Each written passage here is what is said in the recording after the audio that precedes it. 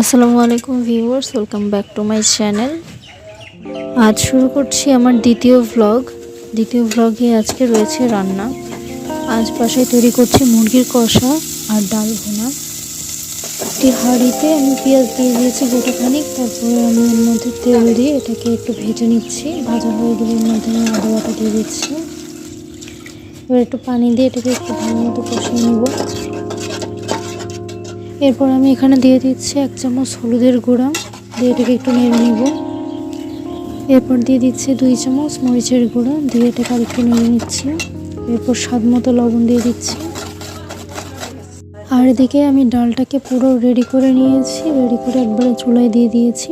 ডালটা আমি ভালো মতো ধুয়ে পানি দিয়ে মরিচ পেঁয়াজ দিয়ে একবারে দিয়ে দিয়েছি।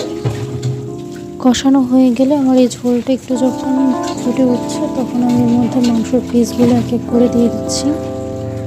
যারা আমার ভিডিওটি দেখছেন, অনুরোধ রইল পুরো ভিডিওটি দেখার। আর অবশ্যই আমার ভিডিওতে একটি লাইক দেবেন, কমেন্ট করে জানাবেন কেমন লাগলো।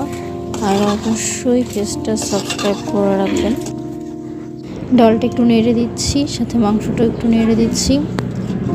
আমার পেজটা সাবস্ক্রাইব করে রাখলে সবার আগে ভিডিও আপনাদের কাছে চলে যাবে যখনই পাঠাবো। আমার রান্নাগুলো প্রায় হয়ে গেছে। এখন শেষের দিকে আমি ডালে আর মাংসের মধ্যে একটু টমেটো দিয়ে দিচ্ছি। আমার রান্না এখন প্রায় শেষ। আশা করছি ভিডিওটি আপনাদের ভালো লেগেছে। ডালে আমি একটু ধনিয়া পাতা দিয়ে দিচ্ছি, এতে করে ডালের স্বাদটা অনেকটা মজার হয়। আজকে এই পর্যন্তই। আল্লাহ হাফেজ।